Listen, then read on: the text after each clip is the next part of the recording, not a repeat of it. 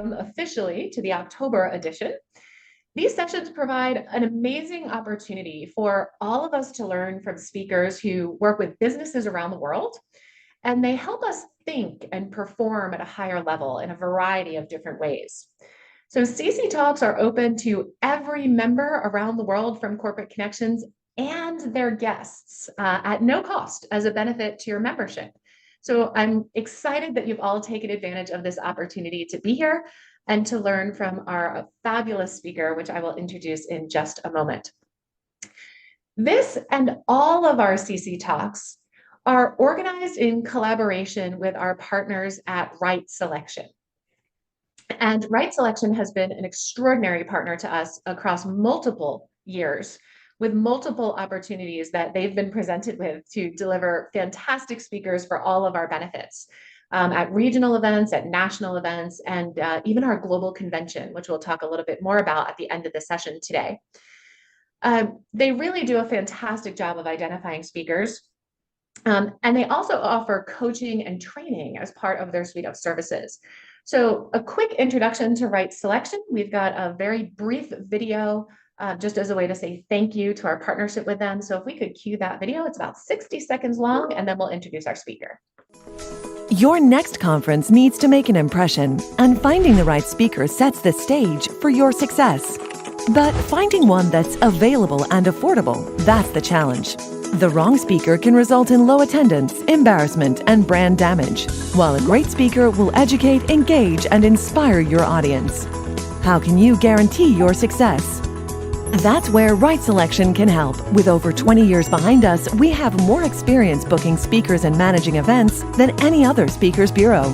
As a family-owned business, we have close relationships with the world's most elite keynote speakers, authors, coaches, and business leaders. Household names like Marshall Goldsmith, Brian Tracy, and Tony Buzan. First, we strive to understand your objectives, audience, and budget. Then, we work with you to select a speaker who will set fire to your event. From selecting to briefing and logistics, we take care of every stage for you. And as our special value addition, we will even send one of our executive team members to your event to ensure everything runs smoothly. So you can stay stress-free and enjoy the applause on the day. Most importantly, Right Selection's close working relationship with the speakers will help you to secure the maximum value for your investment. So click Contact Us to get in touch, or simply chat with us live through our website now. Book your next speaker to uplift, educate, and engage your audience. Make the right selection. All right, I believe we have Gautam and Rinkesh from Right Selection here on the call with us, at least for the first few minutes this morning. Please feel free to direct message them via the chat function if you'd like to connect further. Additionally, we'll share their contact information in the follow-up email that you'll receive after this event. But now, for the main event. Today, we welcome Dr. Corrie Block. Dr. Corrie Block has more than 25 years of experience spanning multiple continents and over 30 countries. He's an expert in business strategy, restructuring, organizational behavior, and leadership development. He's a highly qualified expert and has been featured in publications such as Forbes, Entrepreneur Magazine, and CEO Magazine. He's got 20 years of experience working with more than 100 companies up to and including the World Bank. Dr. Corrie Block is an expert in creating leaders, employee engagement, and strategies for organizations that are future-proofed for disruption. With that in mind, today he will be sharing with us the 6 pillars of performance. So fitness, competence, discipline, connecting, rest, and competition. And at the end of the session today, I'm going to give you an opportunity to connect briefly with each other if there are areas that you would like to work on related to any of these 6. So come into this with an open mind. We're thankful that you're here. And Dr. Corrie Block, I turn it over to you. Hi. It's so exciting to be here, actually, because the video you just saw about Right Selection is completely true. They're actually just my friends, and we get to hang out, and we get to hang out at your events. So that's pretty cool. So yeah, please reach out to them if you want any more of this in your life. The other thing I'd encourage you to do is Google me and find me on LinkedIn. Connect with me there because I'm constantly putting out free content. And if you want to know anything about leadership, management, organizational behavior, or psychology, there's lots of really great stuff there, and it's all completely free. So please connect with me. Today, I want to bring you one of the best, most fun things I've ever found in leadership. And I tell people all the time, look, I am a leadership expert. It is true. All the nice things that Kelly said about me are true.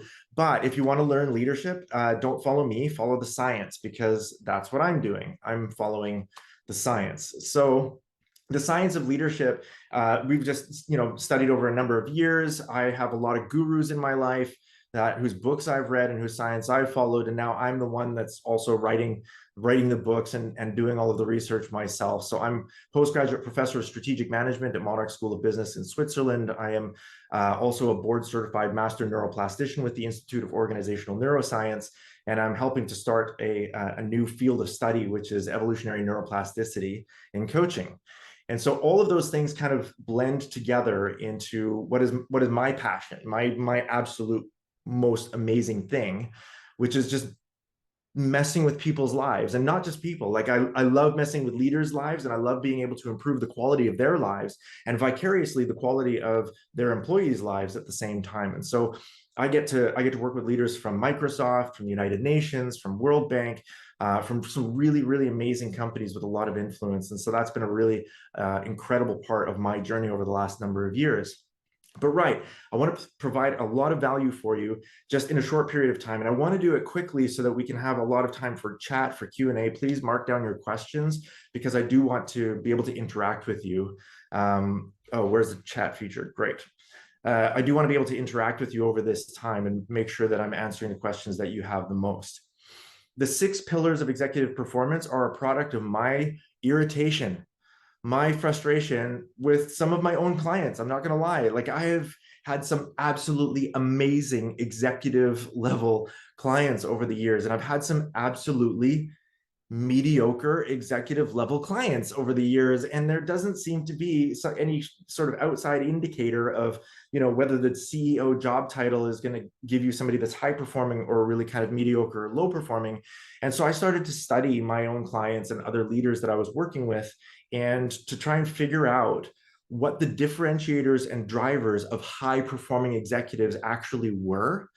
And I came up with these 6 pillars, and they're not exhaustive, but they are exemplary. And I hope that you'll follow them with me. And pillar number 1 is fitness. Yes, this is absolutely, I can't believe in this day and age we have to keep talking about this, but it's absolutely core. You are not a disembodied brain. You are a brain that occurs inside a body, and what happens in your body also affects what happens in your mind. We are biopsychosocial animals. Okay, so bio meaning biological, psycho meaning not psychopathic, but psychological. We're mental animals, and social. We're actually very, very intensely social creatures. So biopsychosocial model simply means that if we're going to look at fitness, from a pure fitness standpoint, we can't look at just the body, we can't look at just the mind, and we can't look at just the social structure. We have to look at all 3 and how they kind of combine together. The physical fitness of your executives is actually really important. Do you know, by the way, how important it is? What do you think? I mean, just ask yourself, right? Like, if the CEO is physically fit, does the company make more money? And you might instinctively say yes, but you wouldn't know why. Right? Well, I know why. Well, sort of. Anyway, I did the work. I figured it out. Like we looked at 10 years of data from the S&P 1500. That's the Standard & Poor's 1,500 best companies in the world. We took a decade of data with those 1,500 companies. We wanted to see, does the CEO's level of physical fitness actually correlate with some sort of difference on the bottom line of that company? And we found out that it's actually true. Yes, fit CEOs make more money, but you would be surprised at how much. It's actually pretty intense. So over that decade of data with CEOs, we took CEOs that did 2 different sports, right? We took first of all, CEOs who ran marathons, and we wanted to see how much impact running a marathon made on the bottom line of a company. And so those 1,500 companies average Tobin's Q. And for those of you who don't know what a Tobin's Q number is, that is the market value of the total shares of that company over the asset value of that company. So if a company in that period of data was worth a billion US dollars, for example, they had $1 billion in assets, then the average Tobin's Q in the S&P 1500 over our period of study was 1.7. So they'd be worth 1.7 billion, right? Easy. The math is easy. So then we compared that to the CEOs who ran marathons pretty regularly. And we found out that on average, those companies weren't worth 1.7, which was the average. They were actually worth $2.5 billion. So there was a massive gain. If your CEO was running marathons, your company was worth a tremendous amount more money. It wasn't a small gap, it was a massive gap. And then we compared them against another sport, golf. And what we discovered was that same period of data, same companies, those companies whose CEOs played golf regularly performed at 1.53, which was quite a bit lower than the average. So that means there's about a $700 million profitability gap between those companies on average who are led by golfers under those companies who on average are led by runners. And so it's interesting to know, look, we don't know whether fitter organizations hire fitter people or fitter people end up creating fitter organizations. We're not sure which is the cart and which is the horse in this case. It's not causal, it's correlative. So we're not quite sure. But what we do know is that fitter CEOs make better decisions. They can last longer in a negotiation. They seek more input. They're more patient. They're less reactive because they're using their body in a different way, and their mind is fed better by all of that work that they do in the gym. Right? Their mind is fed, and so it's just true that if your CEO is more healthy, eats better, sleeps better, and exercises, that you as a company are going to make more money on the bottom line. And that sort of fitness also, we've also noticed cascades down. So if the CEO and the C-suite are physically fit and seem to be physically fit and promoting physical fitness throughout the organization, yeah, that kind of behavior cascades down. And do you know why it cascades down? Because we are intensely social creatures. That's right. So in an organization, there's no such thing as a grassroots movement. All significant culture change comes from the top. And this is one of those culture changes that if it comes from the top, it actually cascades down quite well. And people in the organization will start to themselves exercise. And when they exercise, they have greater energy levels. They can perform better. They can work longer hours, more discretionary effort. And that's probably where that profitability is coming from. So that's the first pillar of executive performance. That's fitness. And in my book and in my training program, I don't just cover physical fitness like I do today. I'm also going to be covering mental fitness and organizational fitness. And if you're not familiar with the book, it's very easy to find. It's on Amazon. It's called Spartan CEO. Looks like that. And no, I don't need you to buy it to make me feel good. I need you to buy it to make you feel good. And hopefully some of the lessons in that book will help to benefit you in your career, and you'll be able to perform a lot better. Because the executive landscape is much more competitive now than it used to be. There are now 23% fewer C-suite roles available on the planet than there were 30 years ago. And that's because of the globalization and mergers and acquisitions. We're eliminating a lot of those top level roles. But even though there's 23% fewer top-level roles available, they're getting paid 900% more than they were 30 years ago. So there's fewer roles and they're more lucrative, which means the competition for those coveted spots at the top of organizations, the competition is a lot more fierce. So if you're not paying attention to the science of what makes you a better performer as an executive, or if you don't have an executive coach, and if you're not continuously developing yourself, then don't expect to get there and don't expect to stay there for very long, right? So pillar number 2 that I've noticed is confidence. And I know what you're saying is like, I'm a generally confident person, but actually there's no such thing. There's no such thing as a generally confident person. We know that because confidence isn't a talent, it's a skill. Let me explain.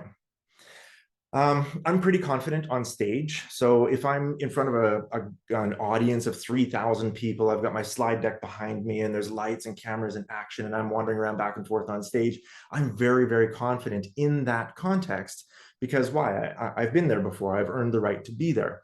But if you change just one piece of that context, like for example, you take away my slides, you take away my slide clicker, and you give me a guitar. Okay, what happens to all of my confidence? It's going to disappear. Why? Because I don't play guitar, right? So the context has changed. So even though I'm on the same stage, same lights, same cameras, same action, same audience, you take away my slides and you give me a guitar, all of my confidence is gone. Rule number one, all confidence is contextual. It is all earned in context. You can earn confidence in absolutely any context. Public speaking, playing guitar, changing a tire on your car, doesn't matter. Actually, every bit of confidence is contextual. And the second rule of confidence is it's only earned through risk. If you're not doing something that has a reasonable risk of failure, you're not going to gain any confidence for doing it, right? So, for example, you don't gain confidence just walking around. Why? Because you've been walking for a long time. You know how to walk, and so walking doesn't gain you confidence. If you run, maybe you'll gain a little bit of confidence if you're running faster than you've ever run before. And if you're running a kind of length or a marathon or a difficulty level that you've never run before, then yeah, you're going to gain confidence for that. But in order to gain confidence in anything, you have to do something that's a little bit harder than anything you've ever done before. And it has to come with the risk of failure. And if there's no risk of failure, there's no confidence gain for that. So the good news is that nobody's born confident. Okay. And anyone can learn to be confident in anything, pretty much. You can pick a context, decide what you want to do, and do something that's a little bit risky. Do something you've never done before. And in that context and with that risk, you'll earn confidence. There's actually a sweet spot to this too. The science says that if you make a subjective measure, and I say subjective because it's impossible to measure this objectively, but if you do something that you would say is 4% more difficult than anything you've ever done before in that particular context, right? If you're lifting a weight of 100 kilograms and you lift 104 kilograms, well, that 4% is higher than anything you've ever done before. But because it's only 4%, you have a reasonable chance of success.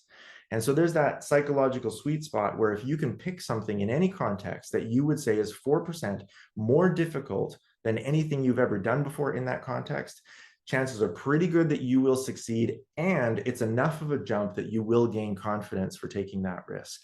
So confidence, 100% contextual, only comes through risk. And obey the 4% rule to make sure you've got a reasonable chance of success over time. That's pillar number 2. Pillar number 3 is discipline. And I think discipline probably is the most impactful skill that a leader can learn. And this is so important to understand. Discipline is the ability to choose your behavior regardless of how you feel. One more time. Discipline is the ability to choose your behavior regardless of how you feel. And it's really important to recognize this because discipline is that horrible, dark, murky space. It's the evil forest between motivation, which is really, really easy and really, really weak, and habit, which is really, really easy and really, really strong. So here's how motivation and habit kind of work together. Motivation in the human body, do you know what it's called? It has a name, actually. We have a name for what motivation looks like in the body. It's called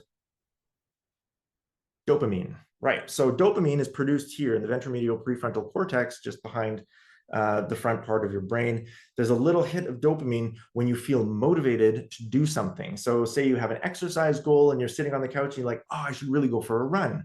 As soon as you think, oh, I should really go for a run, your brain says, oh, Dr. Corrie, you've thought of something good to do. You should do it. Right. So it gives you a little hit of dopamine to give you the energy and drive to move in the direction of getting that thing done. Right? Dopamine is one of the most powerful, most addictive, most pleasurable chemicals on the planet. In fact, on the street, we probably call it heroin. So yeah, you're producing it in your head all day, every day when you think about getting something done. So that little initial trigger of a motivation, that is dopamine, right? Now, here's the really interesting thing. How long does that hit of dopamine last? Do you know? 40 seconds. That's it. That's all it lasts. So as far as we can tell, what happens is when you think, oh, I should really write that report, or oh, I should really apply for that job, or oh, I should really start my own company, or I should learn this thing, or I should sign up for that academic course, or I should write this book, or whatever it is. You feel motivated to do it. You have that initial hit. You feel good. Your brain rewards you just for thinking about getting something done. But if you just sit there for 40 seconds and not do it, what happens? Well, first of all, you feel really good because you got a hit of dopamine for just thinking about it. Plus, you didn't have to exert any energy at all because you didn't actually do anything. So you feel good for not doing anything, but then it gets even better because your brain is smarter than you. And your brain knows that any human that feels like they should do something but doesn't do it is probably avoiding a threat. Right. So now the studies that we found just from 2019, this is fairly new information in the neurochemistry department. We found out that dopamine is also produced in the back part of your head. So if you just wait that 40 seconds after the initial motivation is burned off, your brain will give you a second hit of dopamine back here in the anterior insula next to the risk avoidance center of your brain. That's right. So your brain is so well evolved, so unbelievably crafted that it knows you're a survival machine, right? You're the product of 10,000 successful generations of getting stuff done. And so it says, okay, right, I need to go for a run. I need to exercise. So you get a little hit of dopamine just for thinking about getting something done. And then it waits to see if you actually move in the direction of doing whatever you're supposed to be doing. And then 40 seconds later, if you haven't moved in the direction of the thing that you're supposed to be doing, it rewards you again for not doing the thing that you're supposed to be doing because it thinks you've avoided a risk. Right? Well, maybe there's an enemy tribe waiting outside your door to catch you when you're running. Maybe you're going to injure yourself. Maybe there's a storm outside. There's something in the outside world that's a threat to you that your brain can't see, and it rewards you for recognizing that threat and avoiding the risk of getting something done. And that is why you can build an incredibly powerful addiction to just not feeling like doing it, because you actually reward yourself just for thinking about it, and then you reward yourself again for avoiding it. It's an amazing thing to understand that this is how the brain works, because now that we know how it works, we know how to hack it, right?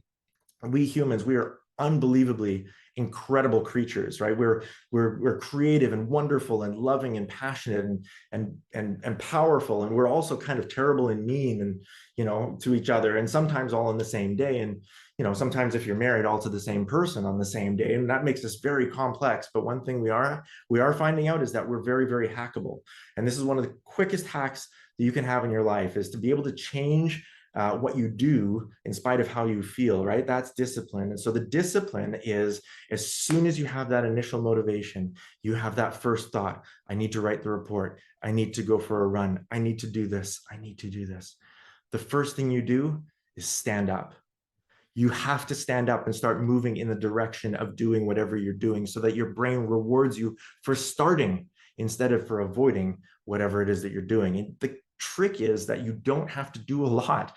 You don't actually have to go for a run. You just have to put on your shoes in order to keep the dopamine produced in the right side of your brain. Put on your shoes, step outside the door. You can always come back, right? You don't have to finish the report. You just have to open up your laptop and write one sentence of the report. Write one sentence, cross the starting line instead of avoiding the race, and then the dopamine will come from here instead of back here. And that's how you can reprogram yourself to get stuff done. And that's what discipline is. Discipline is the ability to choose your behavior regardless of how you feel. So you feel like not doing it, but you get up and you get it done anyway. And that, I think, is the biggest differentiator between low performing executives and high performing executives, is that ability to control your behavior regardless of your emotional state. It's an amazing pillar, but I don't have time to cover all of it. So let's move on, right? So pillar number 4 is connecting. Connecting is unbelievably important. Once you have your physical, mental, and organizational fitness in line, you've got your confidence building, and you've got your discipline all checked in, then it's time to relate to other people. And you need to really be able to connect with other human beings. And connecting is so unbelievably important. And connecting actually is measured in a neurochemical as well. Do you know the name of the neurochemical of connection? It's called oxytocin. Oxytocin is the name of the chemical that governs all human belonging, human trust, human love, protection and provision. So all of that connection that you feel with the other people in your life that you're happy about, that you, when you make eye contact with them, you smile, right? You don't hate them, you love them. And so that kind of connection is all governed by a very small chemical called oxytocin. In fact, oxytocin is produced in your amygdala here in the back part of your brain within 1/5 of 1 second as soon as you meet someone for the first time. If your brain sorts out for you whether or not that's a potential trading partner or potential somebody that might partner with you to provide for you and protect you when you're not looking. If your brain perceives that person as a threat, then within 1/5 of 1 second, your amygdala will produce a little bit of cortisol. So your brain already decides for you whether or not a stranger is going to be trustworthy or not within 1/5 of a second. And that's even before your prefrontal cortex is aware that that person exists. It's a really powerful chemical, oxytocin. And yes, we have that, in fake form as well. We can pump it into the room and you will become 80% more generous with everyone else in the room. We know that now. And it's incredibly powerful chemical if you can help other people to trigger oxytocin production when you're in the room. So when people feel connected with the other people around them, they perform better. And interestingly enough, they're willing to work for less money. Now, I don't think you should pay your people less money if they're well connected. I think that's mean. Actually, the research is kind of pretty clear about this. 90% of your employees are willing to work for 23% less money if they work in a job where they feel connected with the people that are around them. And those people who do feel connected with those around them, they will take an average of 2 less leave days every year. They'll work an extra hour of discretionary effort every week, which adds up to an extra week's worth of work every year. They live happier, they live healthier, and they live longer lives. And even though they're willing to work for less money, they actually get paid more because those are the people who are putting in a little bit of extra effort. And so they usually get recognized for raises and promotions and awards as a result of the fact that they feel connected to those around them in the work.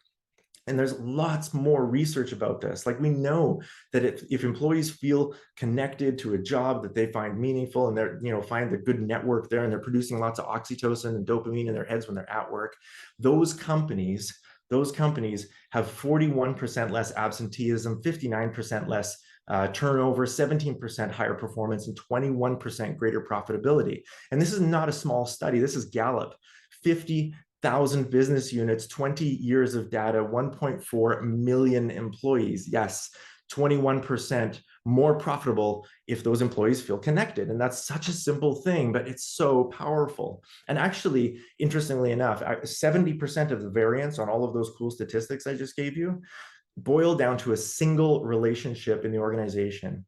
Do you know which one it is? It's the manager. The relationship an employee has with their line manager governs 70% of the variability on all of those benefits. So 14.7% of your net profit is oxytocin based. And it's only based on the amount of oxytocin that's produced in an employee's mind when they're talking face to face with their line manager. That is how profitable this is. In fact, we extracted all of that out into a study of a number of companies in the United States. We were able to average it out at around $9,000 per employee per year if they feel connected to those around them and especially connected to their line manager. That is how powerful this is. And that's why we teach soft skills at the highest level. Yes, your executives need to stop yelling at their people. They need to stop closing their doors. They need to stop closing their ears. They need to start closing their mouths and connecting. Why? Not just because it's good for the people, but because it's good for the bottom line. It's actually incredibly profitable. And if you have executives in your office, or if you are the executive in your office that leads through fear, you're burning money. If you're leaving money on the table, I tell you now, you are not as profitable or as successful as you should be as a result of that. So that's pillar number 4, connecting. Tons of science behind that. But let's move on. Pillar number 5. If you get all of that done, it's going to take a tremendous amount of energy. And pillar number 5 is rest. Yes, you have to rest. And this is such an important principle because look, let's put it this way. We don't get stronger when we go to the gym, right? When you go to the gym and you're exercising and you're pushing weights up and down, right? You're lifting heavy things and you're running really fast, that's not making you stronger. Think about it. You're burning your energy, you're burning up your calories, you're burning up the glycogen in your muscles, you're burning through all of your nutrients and your minerals. And what's happening? The water is leaving your body, the energy is leaving your body. And if you continue in that state, you will fall down, you will pass out eventually, you will break down so far that you can't be conscious anymore. Okay. You're not getting stronger when you're working out, you're breaking yourself down. You only get stronger when you're asleep. Right. Yeah, now it makes sense, right? You get stronger in recovery. When you're in recovery, when you're sleeping, your brain goes into delta, it starts flushing the beta amyloids out of your brain stem, it starts repairing all of the damage in your muscles, all of the damage here. And that same principle applies both physically and mentally. If you're going through a period of significant stress at home or at work, you can maintain that pace for a while because, well, let's face it, you're an apex predator, right? You're the product of 10,000 successful generations of survival and adaptation. You're strong, you're tough, you can handle that for a while. But if it never ends, you will break, right? You will fall down, you will run out of the resources that you have to play whatever game that you're in. And if you don't take time for recovery and rest, yeah, overwhelm, burnout, whatever you want to call it, that's how it's going to happen. I've actually convinced a board of directors to give a sleep bonus to their executives, and they wear like a Whoop strap or an Aura ring to track their sleep quality. And if they have really high quality sleep over the period of a quarter, they get a little extra bonus, because executives who sleep poorly make poorer decisions, not just a little bit poorer. Okay, let's put it this way. I've actually done the numbers on this. And if an executive sleeps less than 6 hours a night for 2 consecutive nights, so let's say Friday night, they sleep less than 6 hours, Saturday night, less than 6 hours, but then on Sunday, they catch up on their sleep, right? Because Monday morning, you have to go back to work. So an executive that sleeps less than 6 hours, 2 nights in a row, their performance will go down on average by 12.1%, and it will be sustained low for 6 days, even if they catch up on their sleep in night 3 and they sleep good the rest of the week. That's how important sleep is, and especially at an executive level. You just can't afford to be handing advantages like that to your competitors, right? If your executives aren't sleeping properly, if they're not resting properly, if they're not recovering properly, well, that's a competitive advantage for your competitors. If your players are weak on the field, if they can't run because they're tired, yeah, your competitors have the advantage then. So you want to make sure that not only are your executive athletes strong in body and in mind, but they're strong enough to know that they have to have a really good rest and recovery strategy. Me, I am in the 5 a.m. club. That is true. I get up every morning, 5 a.m. But the only way I'm in the 5 a.m. club is because I'm also in the 10 p.m. club. That's right. I have an alarm to go to sleep at 10 o'clock at night. I sleep from 10 until 5. And that's about how much sleep you need, by the way, if you've ever wondered. More or less, on average, males need 7 hours of sleep every night, and females need 7 hours and 20 minutes of sleep every night. And that's because, well, as we found out, beauty sleep is a scientific fact. I'm not quite sure. Yeah, women need a little bit more sleep than men. And 7 hours and 7 hours and 20 minutes seems to be about the sweet spot. So make sure that you have a really good rest and recovery strategy. That was pillar number 5, which is rest. And pillar number 6 is competition. And competition is so interesting now because it's changed. We used to compete with each other for resources on the planet by actually killing each other, right? If you think back a few generations ago, maybe prior to the Industrial Revolution, how did humans compete with each other? Well, we would walk over to each other's stuff and we would kill each other, and then we would take each other's stuff and go home, right? Like that was how we competed. And then in the Industrial Revolution, we invented something really cool. Businesses allowed us to compete without violence.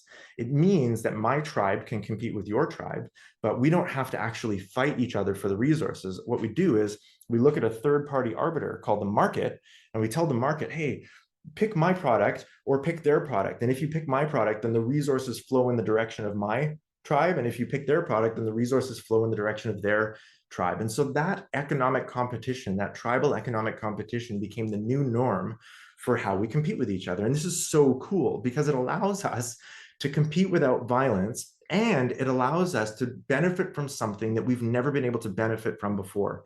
And that is the ability to compete for our own development. And this is so clearly seen in great rivalries, right? Like whether we're talking about Raphael and Michelangelo, the classic artists, or you talk about Steve Jobs and Bill Gates, or you talk about the great runners like Usain Bolt's 9.8 dash, or Mitchie Briscoe's 1260 big air at the X Games. Like those kinds of rivalries, when you have 1 and 2 players and they're just always gunning for each other, that drives human performance immensely. I remember seeing an interview with Cristiano Ronaldo.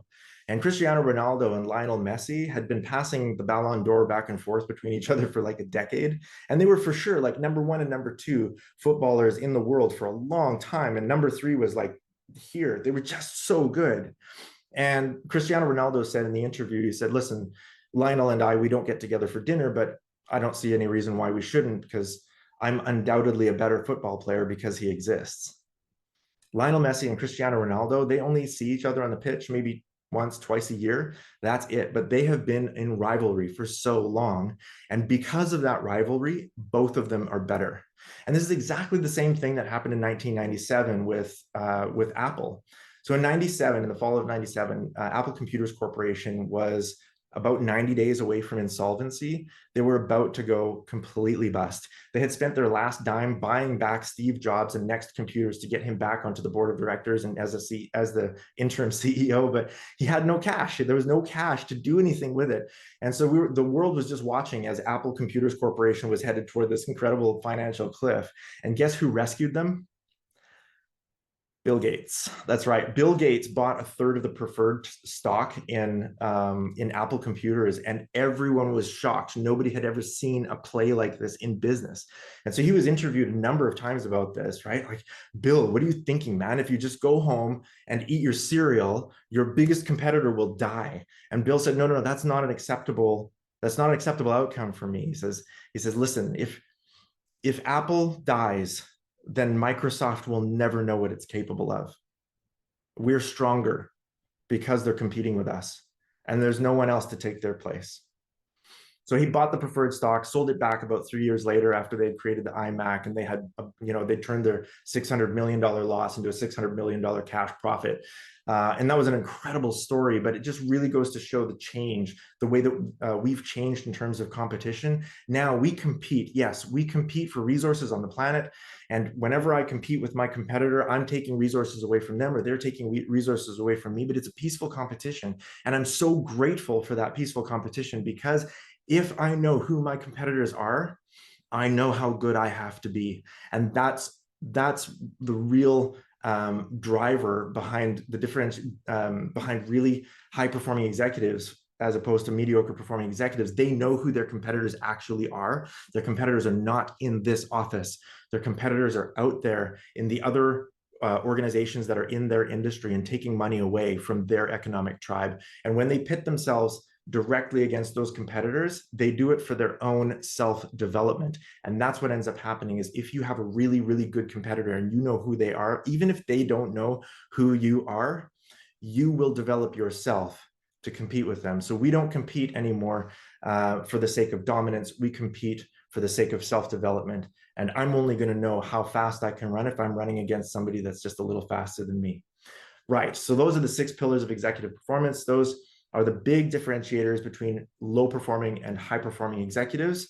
Again, really quickly, it's fitness, confidence, discipline, connecting, rest, and competition. And I would love to interact with each and every one of you about those 6 pillars and how they apply to your life or your organization. So let's open it up now to conversation. Any questions? Hi, Corey. It's Robert Gervais. So I just wanted to thank you. That was absolutely terrific.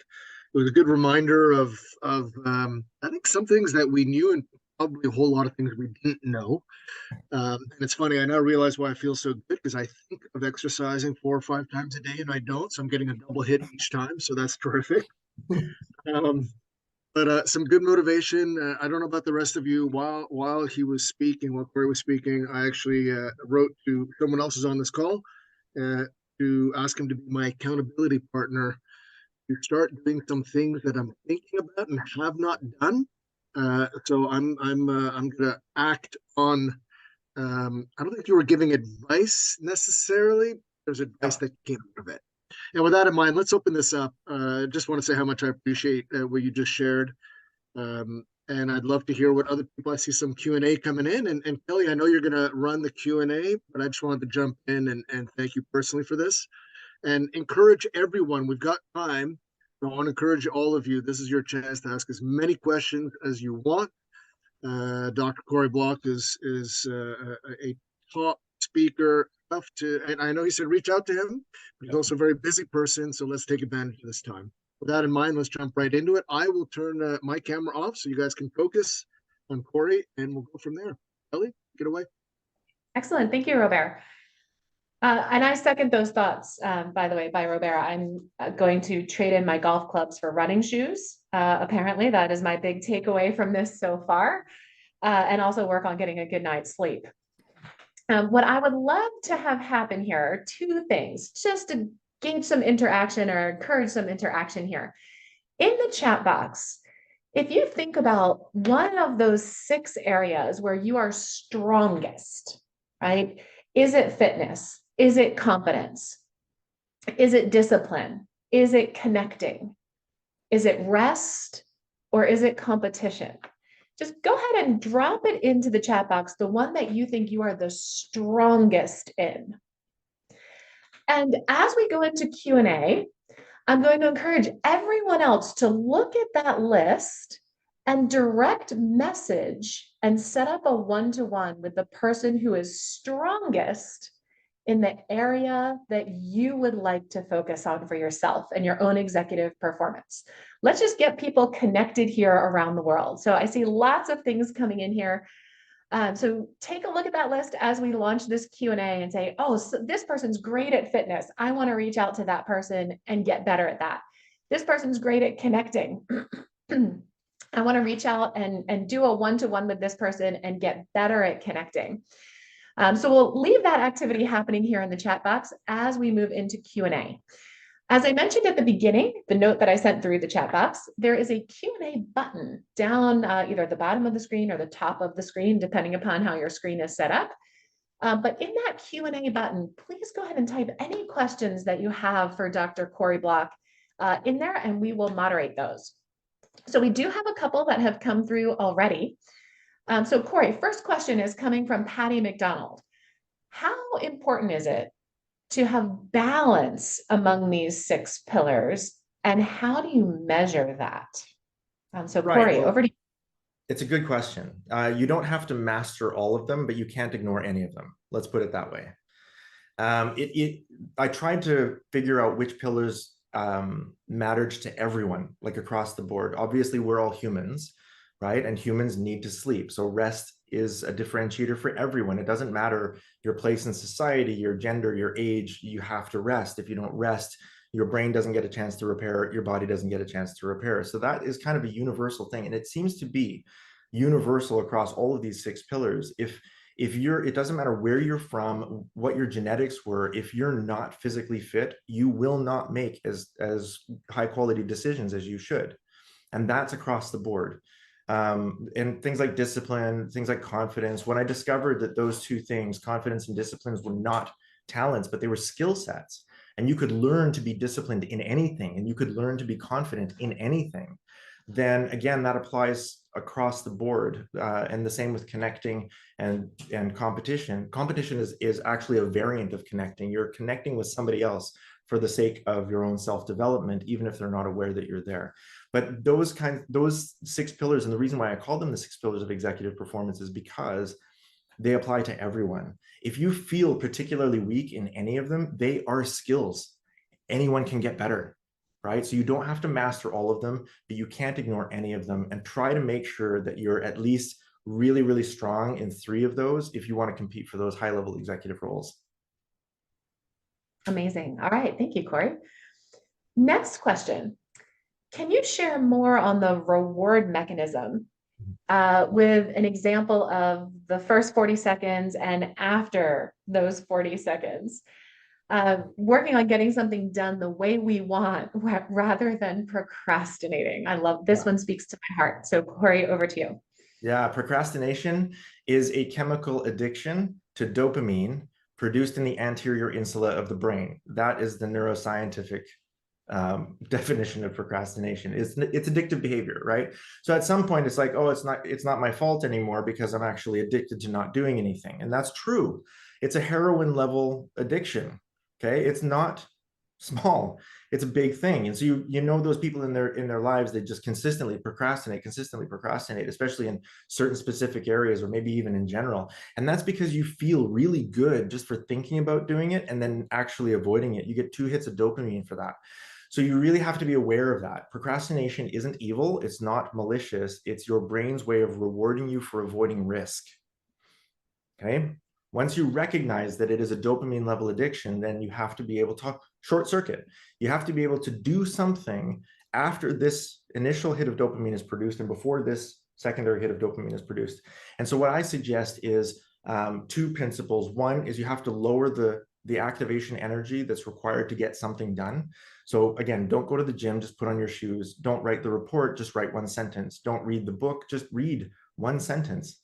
Okay, you can do that. And what it does is it shortcuts that anterior insula dopaminergic system, and your brain will reward you for crossing the starting line rather than avoiding the race altogether. Don't think about finishing, just think about getting started. And if you move in the direction of the thing that you are thinking should be done, even if you don't finish it, you'll have rewarded yourself for doing it.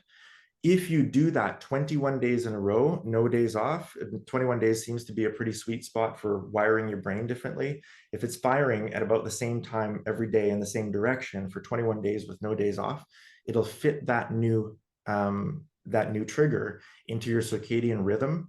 And that's how you start to build a habit, right? Because look, you're not just a bunch of thoughts up here. Everything that you are is a set of electrical signals and chemicals and the dendrins and the little neurons and stuff. And that's what we eventually want to do is when we understand now the way the brain works, you have to actually rewire your brain. And it's a physical wiring, right? You have to take risk avoidance and you have to not fire it so much that it stops wiring together. And then you have to take getting something done and actually moving in the direction of putting your running shoes on. And you have to do it enough times that it wires together and becomes strong. Okay.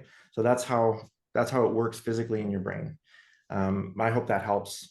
Just lower the goal so low that you would laugh at yourself for not doing it, and then just stand up. I love that. So often we talk about setting the bar really, really high, right? And I love the idea of setting the bar so low that you would laugh at yourself for not stepping over it, right? I think that Yeah, overcoming exactly. is so important. Yeah. All right, got a question coming from Stillian. I love the 4% rule in competence. Your example was about weightlifting. Can you Yeah. give us an example in leadership for how to measure that 4% when it's not so easy to quantify? Yep, exactly. And that's true. It's a subjective quantification. In weightlifting, it's easy because, you lift 100 and you're going to attempt 104. But in leadership, it's a little bit more difficult. So maybe what you're thinking of is when you do a presentation to the board, next time, how do you make that presentation 4% more difficult? You don't need to make it longer. You need to make it shorter, and you need to use fewer cue cards or fewer notes. And let's say, okay, I'm not going to memorize the whole thing and do it all by heart, but these 4 slides, I'm not going to look at it. I'm not going to have any notes at all. I'm just going to know them. Okay, so you can do your whole presentation to the board 15 slides long, and they won't know that you've done this, but these 4 slides that you've mixed in there, you've done a really good job of memorizing those so you never have to refer to the notes. Then the next time you add a 5th slide, and the next time you add 2 more slides. Eventually what happens is you adapt to that new form of productivity. And same thing in communication, right? There's a lot of leaders who get to the place where they're terrified of public speaking and they don't want to gather their team around. Maybe taking a risk in public speaking means instead of standing on a stage in front of 200 of your colleagues from your department. You just take the 6 or 7 people that have the desks closest to you and you say, hey, come here for a little bit, come here. And you don't have a prepared speech, but you just tell them for 3 minutes how valuable they are to you as a team and how much easier your work is because they exist, right? Just some sort of appreciation and gratitude. They'll feel great. You don't have to prepare it. You don't need prepared marks for that, but it develops you 4% further in your public speaking ability because you've done something even very casual like that and for a very short period of time and not very formal. When you formalize it and it's a large audience and there's lights and there's a lot of pressure and there's notes and there's preparation, it's 30 minutes long. Well, that's really, really hard. But a 3-minute pep talk for your team, that's 4%. Yeah, that 4% can feel like 40% if we take that big leap first. But if it has to feel like a risk in order for you to gain confidence. See, that's the thing. You think you're going to get confidence without risk. That doesn't happen. That's not part of the equation. There's no such thing as a confidence gain without a risk. Okay. If there's no risk, you're not going to gain confidence. Like I drive. I've been driving for 30 years. I don't gain any confidence from driving. It's not difficult for me. If I want to gain confidence, I have to drive fast or aggressively, or I have to drive a kind of vehicle I've never driven before, right? Like I have to change the context and I have to take a risk. If there's no risk, there's no confidence. And hopefully you're wearing your seatbelt while you're doing that fast, aggressive driving. All right, here's a question coming in from Katrina. It says, I'm great at sleep as a form of rest, but are there other forms of rest that your research indicates are just as important? Yeah, 100%. Okay, so this is a little bit controversial. Not the first one's not. The second one is. The first one is mindfulness. So mindfulness and meditation is definitely a form of rest. And what happens when you're in a mindful state and you slow your breathing down, your brain moves down from about 24 hertz closer to between 8 and 12 hertz in the sort of theta range. And in that theta alpha range, right, you become very creative and you can concentrate and you actually have an awakened form of rest. It's interesting that you can do that because your brain is just as active when you're sleeping as it is when you're awake. Okay, so your brain never stops. Your brain is never really at rest. It's just doing other things. And you can teach it to do those things while you're awake and you're conscious but not aware of them. So that's what mindfulness and flow are. When you're focused on your breathing, you can slow your brain down. It starts to do the repairs. It starts to fix things. And then you can come back. And actually, I've taught a lot of my executives just to do this 3 times a day for like between 6 and 8 minutes. Okay, it doesn't have to be 30 minutes long, doesn't have to be 45 minutes. But what happens is it bends your perception of time. And that's a very important tool when you're learning to take rest. So 8 minutes of concentrated, slow box breathing. So for example, you breathe in for 5 seconds, you hold it for 5 seconds, you breathe out for 5 seconds, you hold it for 5 seconds, right? In 5, out, hold it, out 5, hold it, right? That's box breathing. So you start with maybe 4 seconds, then 5, then 6 as you train, and you just do that for a few minutes. Set an alarm and put that into your day, and it will bend your perception of how long the day is, because when your mind is in that state, it feels like a minute lasts a long time. So you'll have the perception of having had time off. And your brain will give you the reward as though you've taken an hour break. But if you take an hour break and watch TV, it's not nearly going to be as productive if you take a 6-minute break and you do box breathing from a mental recovery standpoint. The other one that I think is under-researched now is flow. And now I hesitate to call it recovery and rest because it uses a lot of energy, right? It uses a tremendous amount of calories to do that. But from a mental standpoint, your brain slows down to 8 hertz. It's right on the border of alpha and theta. You're unbelievably creative, incredibly accurate, and you can just fly through your work. And it's a bit like, finding your pace, right? So you're not sprinting, but you're moving like a diesel engine, right? You find this pace, and then suddenly you wake up.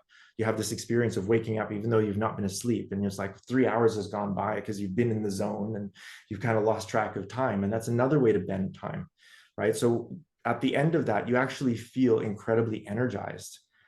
Even though you've been working, you've been awake, and you've been concentrating on things, it hasn't taken a tremendous amount of effort because the frequency of your brain is actually a lot lower than it would be at steady state like it is now.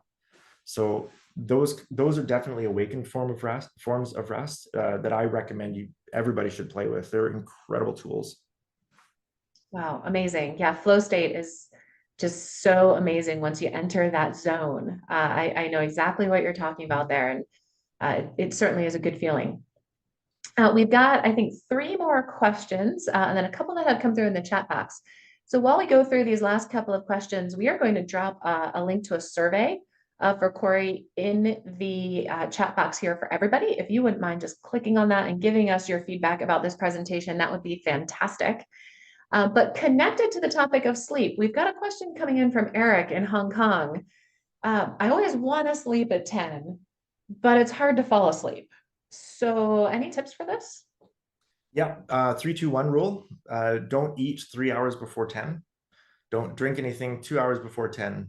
Turn off all of your screens 1 hour before 10. That helps to train your brain, because remember, our brains have not evolved to help us to survive in the world that we built for ourselves, right? Our brains have evolved to help us to survive in a world that no longer exists, the world of your ancestors. Okay, you've got 10,000 generations of survival and adaptation behind you, but most of that survival and adaptation was in a world of simplicity where you don't travel very much. There's a lot of disease, war, famine, floods. Those are things that we don't have to deal with. Now we have to deal with relative peace and prosperity and technology, which has never existed before, and complexity, right? And the complexity of our lives has tricked us into thinking that we're doing a lot just because we're doing a lot. But we're not evolved for that. And so you have to make sure that you pay attention to the fact that you have a million years of wisdom here. And a lot of the tools are not useful in the world that we've created. And we don't have tools to help us to survive in the world that we've created. So we have to be intelligent about this. And turning off your technology an hour before you go to bed allows your visual cortex to relax. It allows your brain to start slowing down. Just read a book, listen to a podcast, whatever. Slow your visual cortex down because it's very stimulating for your amygdala. Remember, televisions have only existed for not even a century. So this kind of stimulation didn't exist for any of your ancestors. They have no idea what to do with this. So your brain also has no idea what to do with this. And so you're programmed to not recognize, actually, this is a bad thing for you to be doing an hour before you go to sleep. Same thing with water. Typically speaking, we didn't have running water on tap for the majority of our human existence, and we wouldn't collect water after dark because it's dangerous, right? So you collect water during the daytime, you drink the water, and then the water's gone. And typically you don't want to get up and go to the bathroom in the middle of the night because that's also dangerous. So our human ancestors learned to not drink water just before they go to sleep because it's a survival tool. You don't want to be out there with animals that can see you when you can't see them. That's not cool. So don't drink water, and then don't eat 3 hours before you go to bed for the same reason. You just don't want to have to get up and go to the bathroom in the middle of the dark when you can't see the predators that are around you. So again, it's not very civilized, it's not very modern, but that's the brain we've got. And those are the tools that it's been wired with. I love that evolutionary context on that 3-2-1 rule. That's I never thought about it in that way. I've done so much of my work now in evolutionary psychology and neurochemistry and neuroplasticity, and I've been thinking very deeply about the kinds of tools that we have that we don't need, and the kinds of tools that we don't need, or that we don't have that we do need. And we just have no tools to deal with complexity, convenience, comfort. Like, we have no tools for that. And it's interesting to see how we're struggling to adapt because the evolutionary mechanism is very, very slow. Yeah, indeed. The world develops faster than our brains do. Correct. The advertisers are a quote here. So Guy Griffiths is sharing with us a quote from Graham Weaver that says, "When you can get comfortable being uncomfortable, you can have nearly anything you want in this life." And Guy would like your thoughts on that. Yeah, comfortable being uncomfortable is actually really good. And remember, you're an apex predator, right? You're the latest iteration in a million-year-old successfully improving design. You're here because each and every one of your ancestors made it work. They solved the puzzle of the world long enough to raise kids in whatever the world threw at them. Okay, so all of your ancestors were successful, and you are the latest iteration in that successfully improving design.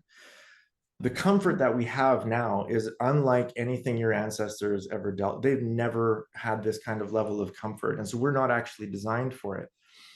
You won't be comfortable in comfort. You will feel restless. You will feel agitated. And there's a lot of people actually around the world that end up medicating themselves to death as a result of this. They become alcoholics or drug abusers because the world is just too comfortable and it's not challenging enough.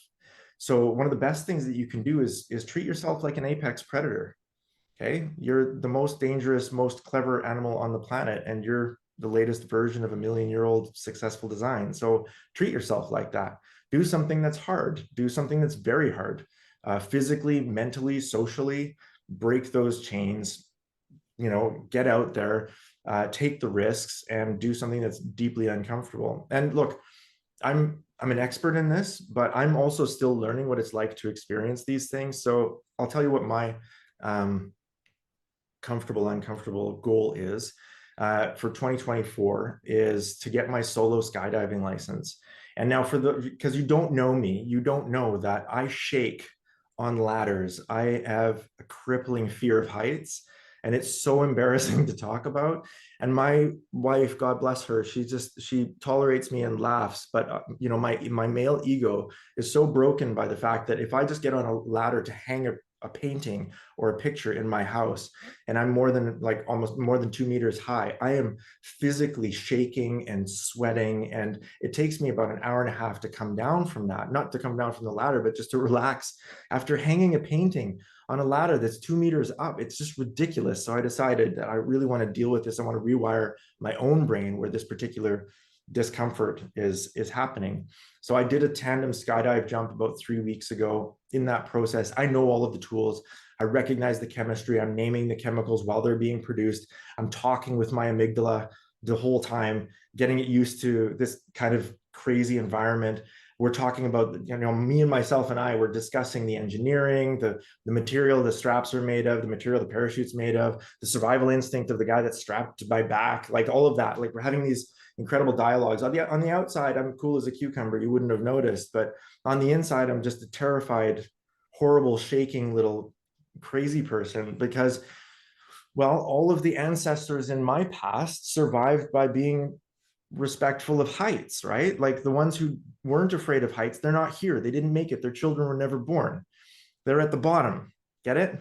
So I've inherited this incredible respect for heights as a result of all of the survival of my ancestors. And now it's not really useful to me because I live in an urban society where heights aren't really a big thing. It's not a challenge. So now I've set myself a challenge to overcome this very powerful evolutionary psychological trigger of mine.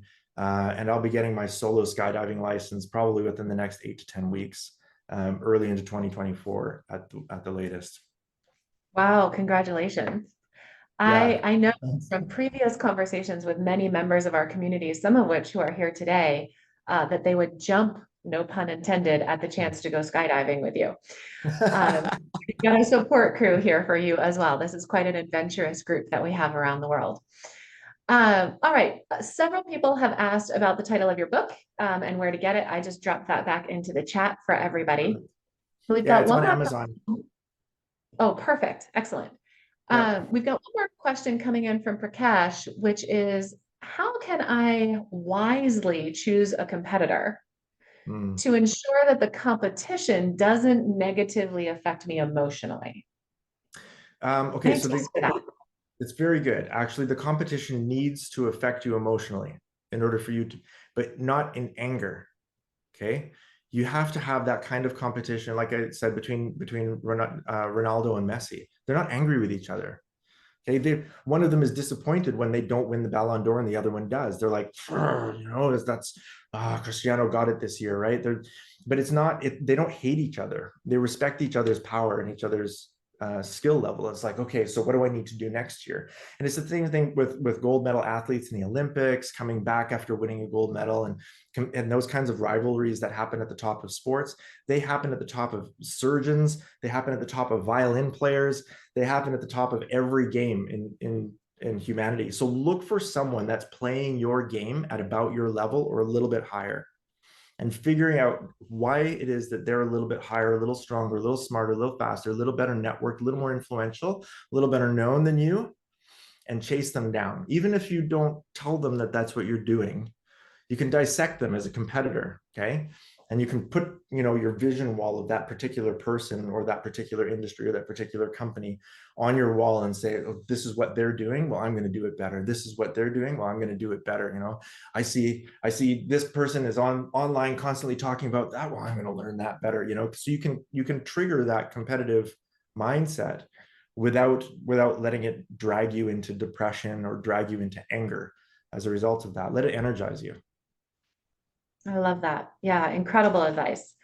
And thank you for that. You're getting lots of great comments in the chat bar, also in the Q&A. Incredible advice for our life, and not only for our business. So a huge thank you to you coming from one of our guests. Thank you. I think that does it for everything that is in the Q&A box. If anything else shows up, please feel free to drop it in there. But Corrie, thank you so incredibly much for your time here today.